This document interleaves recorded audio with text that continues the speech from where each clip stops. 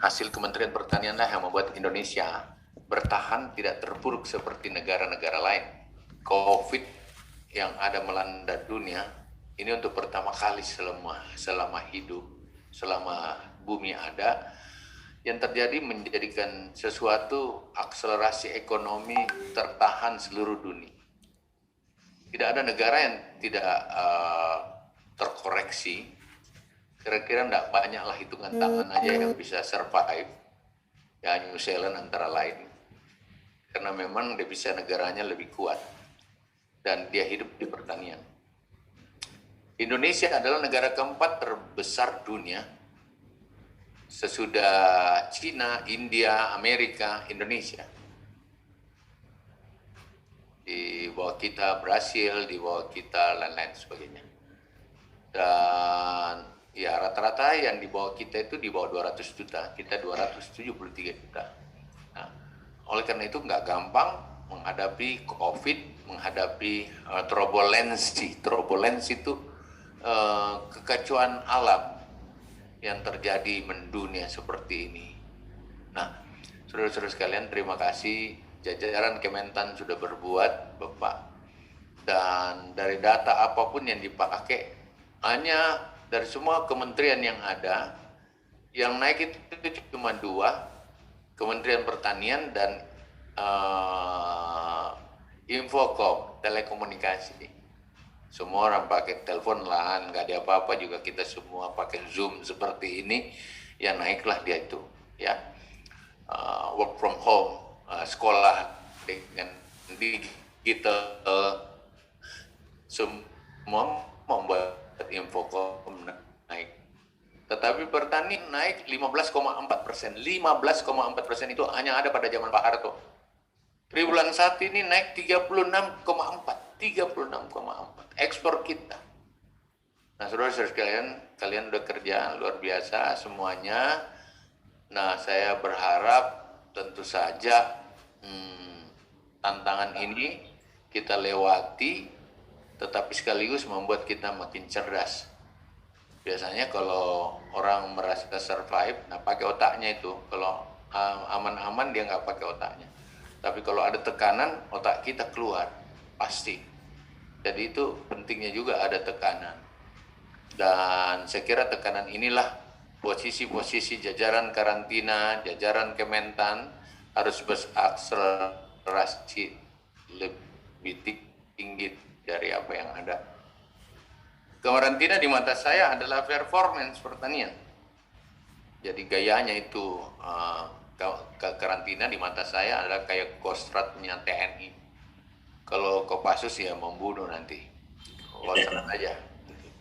Jadi oleh karena itu perbaiki pangkat-pangkatmu. Saya senang mau kamu pakai pangkat. Jangan kalah sama tentara sama polisi di situ, apalagi dengan bea cukai, nggak usah.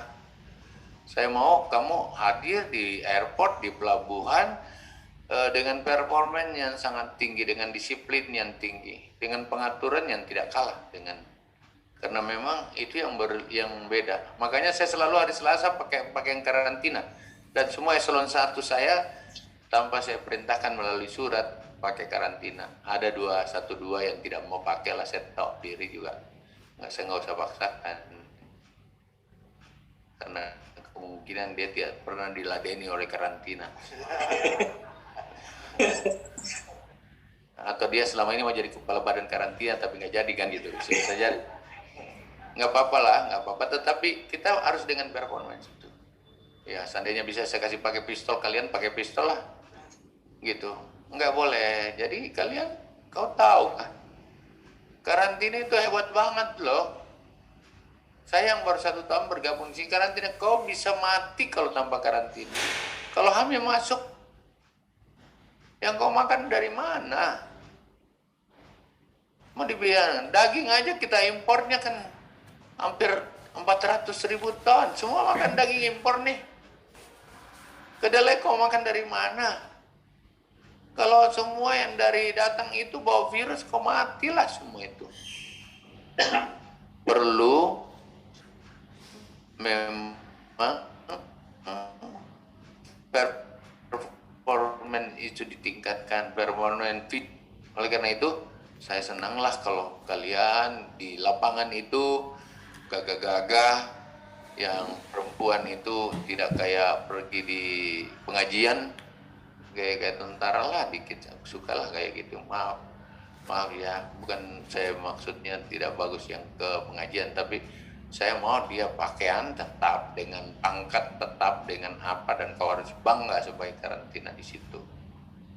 Ya, Pak Kepala Badan yang nggak mau pakai-pakai begitu, jangan dikarantina lah, pindah aja kau ke tempat lain. Karena pangkatmu itu tinggi loh. Dan itu yang saya bilang, kalian punya lab, tapi cuman kamu yang tahu. Saya aja nggak tahu kalau kau punya lab.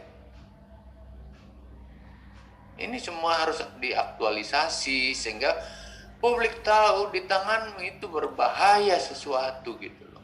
Dan harus melalui kalian. Nah, saya berharap tentu saja ini gaya saya lah, kalian menyesuaikan dengan lapangan masing-masing. Saya bisa pahami. Tapi saya berharap kalau kita turun, ada karantina kita di sini.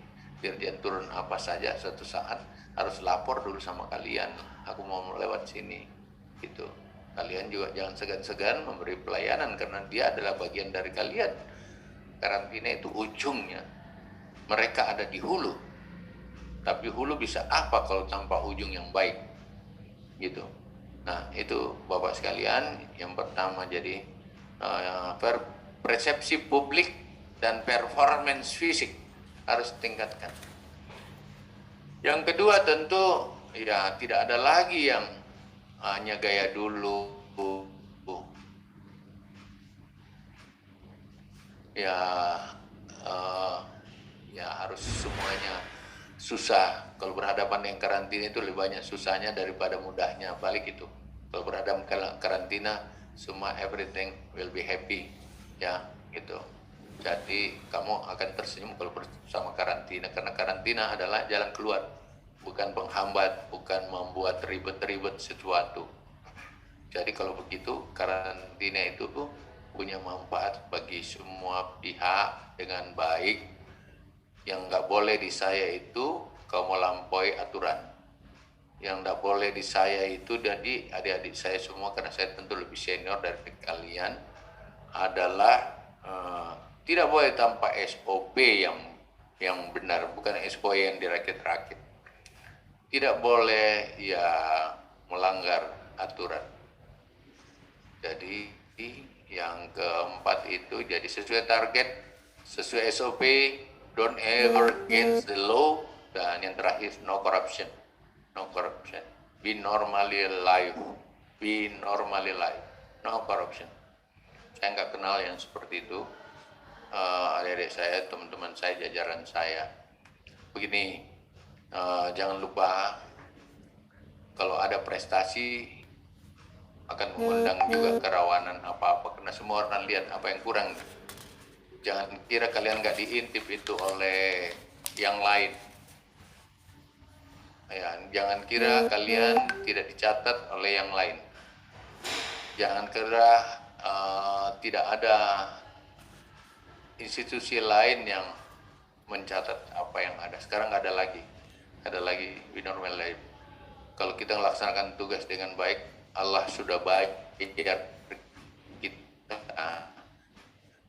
pasti Tuhan membayar kita. Cara membayar Tuhan yang paling tinggi adalah kita sehat, kita bisa senyum, kita bisa tawa-tawa dengan anak istri, itu yang paling tinggi. Tidak ada. Rezeki yang paling murah itu adalah uang. Rezeki yang paling murah itu adalah barang. Rezeki yang paling mahal itu adalah keluargamu yang bisa senyum-senyum dan ketawa-ketawa di mana-mana. Rezeki yang paling tinggi itu adalah kau sehat. Orang berterima kasih padamu, itulah rezekimu yang paling tinggi. Lebih dari honormu. Mau buktinya? Beranikah kita ganti? Kita tiba-tiba tulis satu telinga kita dengan uang 100 juta? Berarti kalau kita punya telinga yang masih baik-baik aja mendengar ini, masih mahal harganya. Diganti 10 juta, 20 juta, tapi kau sakit gigi yang tidak ada taranya. Berarti Tuhan udah bayar kita nih dengan sehat. Ya, Be normally life. Saya ngolah 90 triliun lebih di bawah tanggung jawab saya. Saya ingin katakan insya Allah mudah-mudahan Allah jaga akan ada hal yang harus istimewa di situ selain kerja. Ya.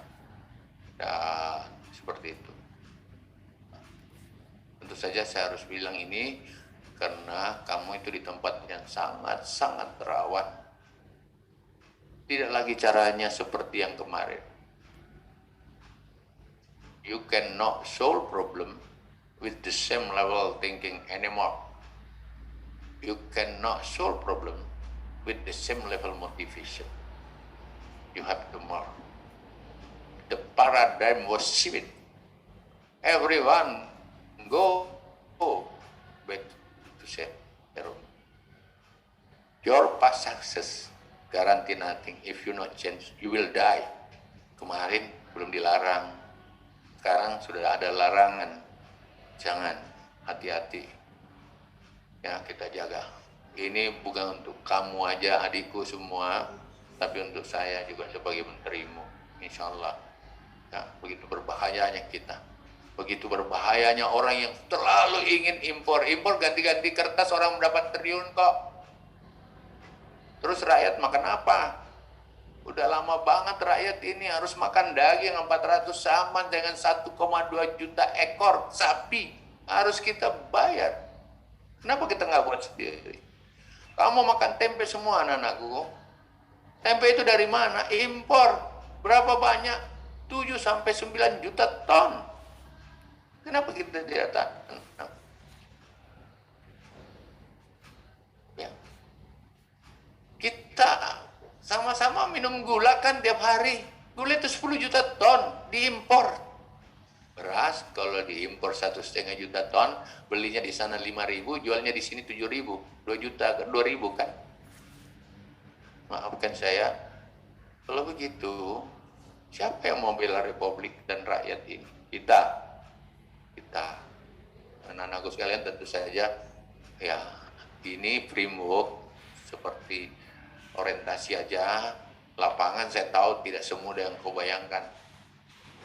Dan orang yang main dengan seperti itu pasti 7 bintangnya lah Bapak. Kau berapa bintangmu? Ya, seperti itu. Dan kau pasti ada itu. Saya ada di belakang kamu. Saya nggak biasa. Di antaranya 25 tahun saya jadi kepala daerah.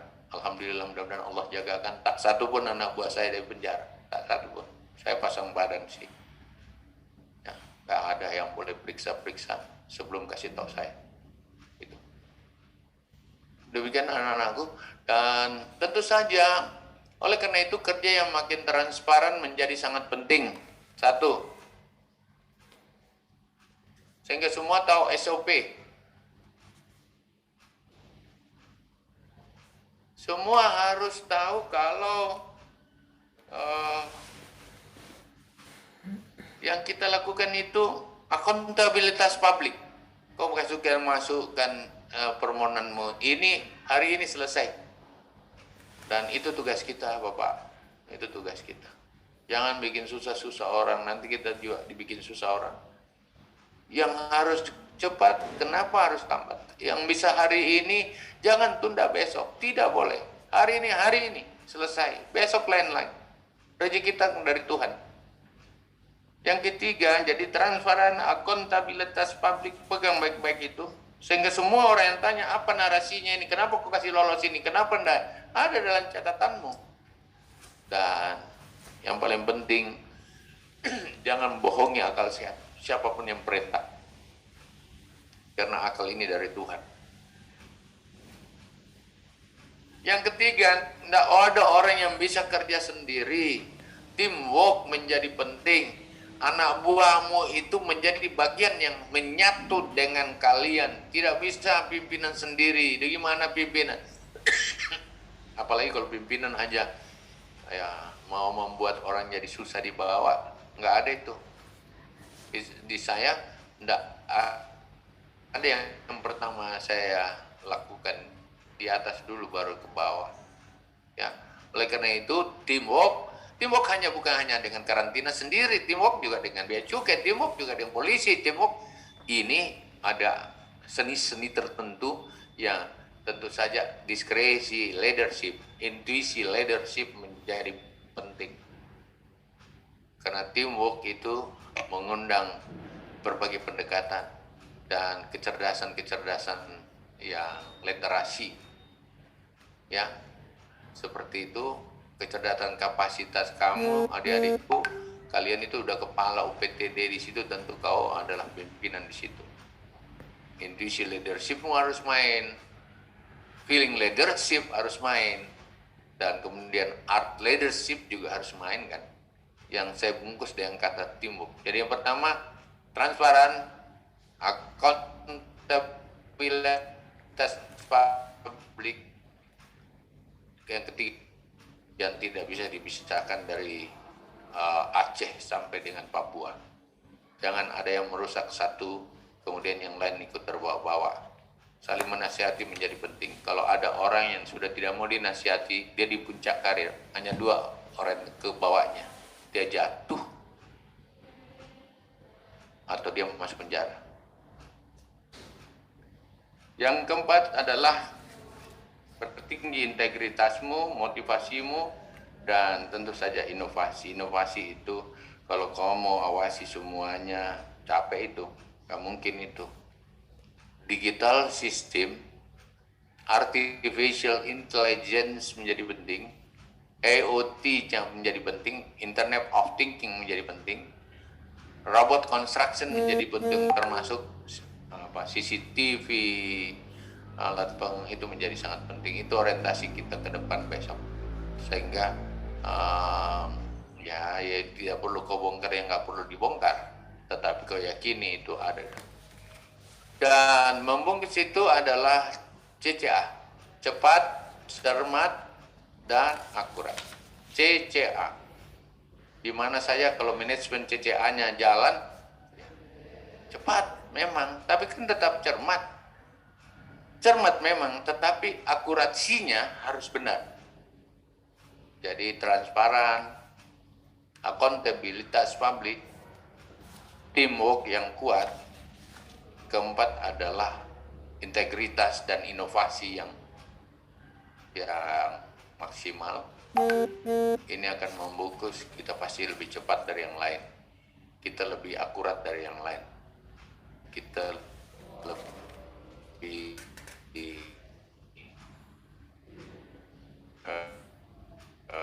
cermat dari yang terakhir. Karantina memang saya bebani sesuatu yang agak keluar dari extraordinary karantina. Saya tidak mau karantina cuma jaga pintu. Yang ada itu makan pagimu lah. Udah biasa itu. Sekarang kau punya beban adalah ekspor untuk negeri, untuk bangsa. Jadi di Agustus itu tidak ada kabupaten yang tanpa ekspor. Oh, nggak mungkin Pak.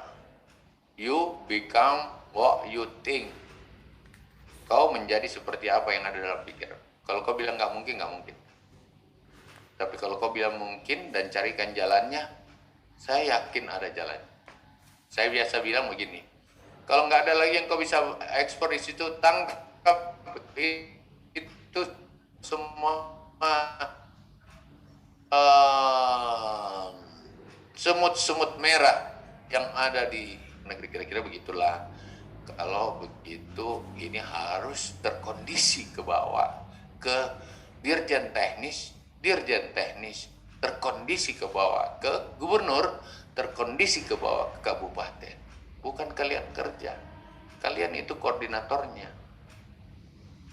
Yang kedua, panggil itu dan juga komunikasikan dengan orang-orang yang selama ini berhubungan dengan kalian, eksportir, importirmu. Sekarang ekspor yuk. Bebanilah dia bahwa ini kali kita ekspor, dan saya berharap memang Agustus itu presiden yang akan lepas ekspor ini seluruh.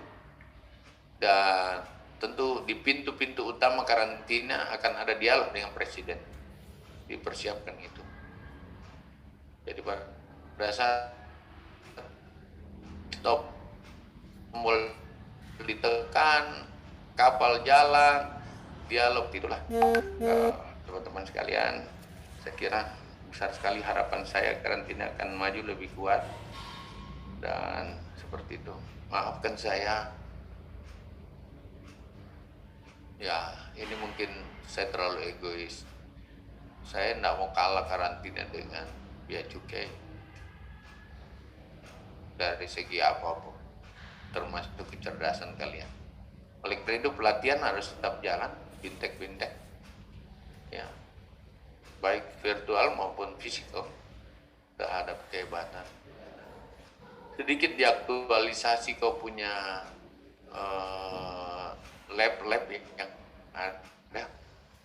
Kalau perlu buka lab itu bukan hanya untuk impor ekspor, PCR untuk apa juga boleh lah. Mungkin seperti ya, Allah alam. Tapi saya yakin kan kamu punya dokter nih, kau punya apa, manfaatkan itu lebih kuat. Saya nggak ngerti seperti apa. Tetapi itu hal ini aku ingin terus terang. Aku nggak mau kau digabung-gabungkan sama siapa, nggak mau. Saya akan berusaha untuk mengatakan tidak. Ya, tentu saya ngomong begini karena saya dapat semacam sebuah sinyal. Kalian mau digabungkan sama tidak? Kamu nggak tahu apa arti karantina. Saya baru 1 tahun lihat kalau dia karantina bahaya nih. Kok kira itu importir itu semua pikirannya nasional, yang dipikir uang aja kali. Kalau kau tidak ada yang batasi di situ, matilah semua. Dan semua ada kepentingan. Dan semua ada koneksitas yang berbahaya. Oleh karena itu karantina saya yakin makin kita butuhkan. Satu contohnya, saya melarang sekarang ini, kan itu porang baru 2 tahun ini kita tangani. Selama ini nggak ada yang tangani porang itu. Sarang burung walet baru 2 tahun ini kita masukkan jadi komoditas pertanian. Selama ini kan dia liar, bahkan itu di KLH gitu loh. Kita tangani ini. Coba bayangkan, ini tanaman yang luar biasa, 1 hektar 80 juta. Kalau dia 3 tahun 1 hektar bisa 200 juta. Tahun depan ini, tahun ini saya akan buat, insya Allah porang itu ada beras, menjadi beras porang. Gua tak tahu apalah namanya, dia dari Jepang itu beras shiratake. Shiratake harganya 240.000 per kilo. Kok nggak dibuat? Karena kita mau impor, Bapak. Orang kita impor ke Jepang, kita impor ke Cina, kemudian kita beli lagi karena banyak orang yang diabetes di sini mau beli kan. Padahal ini makanan sehat. Tahun ini harus dibuat. Tahun ini harus dibuat. Kalau begitu, tidak boleh ada yang kirim keluar umbian dari porang, karena itulah yang menjadi bibit. Kalau itu udah jadi di luar, dibeli di Cina, habis. Siapa yang halang ini? Karantina. Segera saya buat edarannya untuk tidak mengirimkan. Kata Anda boleh keluar. Kalau kau keluarin itu sama aja menjual negara ini kan. Nah gitu. Sebaliknya yang mau ekspor dalam bentuk shipping dan lain-lain tidak ada kesulitan. Kita buka karpet merah. Sarang burung walet jangan halangi. Presiden bilang sama saya, kalau perlu kasih aja izinnya semua. Kenapa? Kita harus susah-susah banget. Dan kita tidak boleh jadi tangan pengendali dari orang-orang tertentu yang ada, bahwa cuma ini yang boleh ekspor. Nggak boleh. Lebih banyak yang ekspor lebih bagus. Kenapa sih? Jangkauannya lebih luas, kompetisinya lebih tajam gitu. Ya, di adik-adik saya nggak tahu nih, saya keluarnya nyerocos aja seperti ini. Kamu bantulah saya merumuskan itu. Tentu lain daerah, lain masalahmu, saya paham. Dan kalian yang paling tahu memecahkan. Saya cuma memberikan sebuah orientasi karena saya mau lihat tahun ini ada hal yang lebih luar biasa. Nah, di tanganmu lah yang membuat tahun ini kita masuk mewakili Asia sebagai anggota Dewan Pangan Dunia. Itu zaman Pak Harto dulu bisa swasembada. Orangnya karantinanya juga tidak lebih hebat dari karantina sekarang kan. Masa mereka punya zaman lebih hebat dari kita? Kecuali kita memang nggak mau. Nah gitu. Jadi saya sih tidak merasa bahwa mereka lebih hebat. Mereka lebih mau berbuat. Dan itu kita akan lewati. Saya berharap satu saat kita masuk 5 besar dunia.